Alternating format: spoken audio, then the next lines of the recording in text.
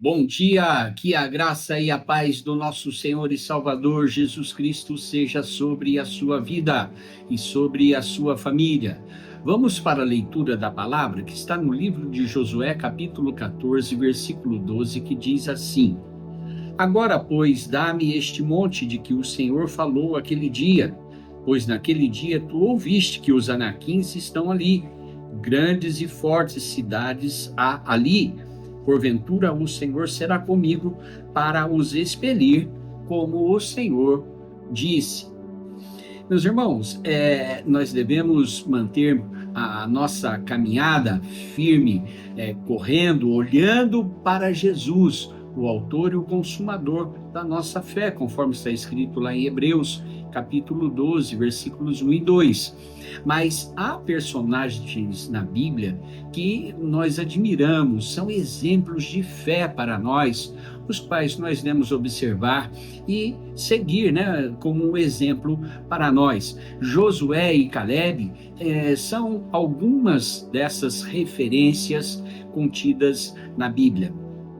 Lá no livro de Números, o quarto livro da Bíblia, no capítulo 13 e 14, vai dizer que Deus mandou, os espias espiarem a terra, e quando os espias voltaram, 10 dos 12 voltaram falando: olha, a terra é boa, a terra mana leite e mel, tem um cachinho aqui de uva, 2 homens carregando, mas nós não vamos conseguir, porque ali tem gigantes. E começaram a infamar a terra, falar mal da terra.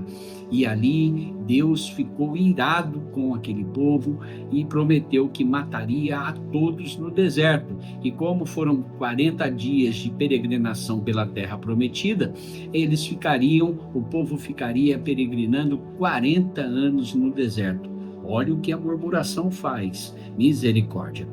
Mas para Josué e Caleb houve uma promessa: vocês vão entrar, aleluia, glória a Deus. E ali passaram-se os 40 anos, houve a conquista da terra, mais alguns anos pela frente, ainda conquistando mais e mais terras, porque Deus prometeu uma grande promessa para o povo.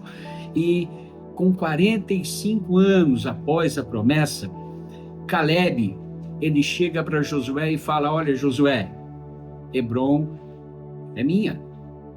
Aí eu imagino que Josué, por ser amigo de Caleb, por ter passado ali 45 anos de lutas, no deserto, no deserto, e agora ali lutando para conquistar a terra, eu imagino que Josué poderia dar uma terra mais fácil para Caleb.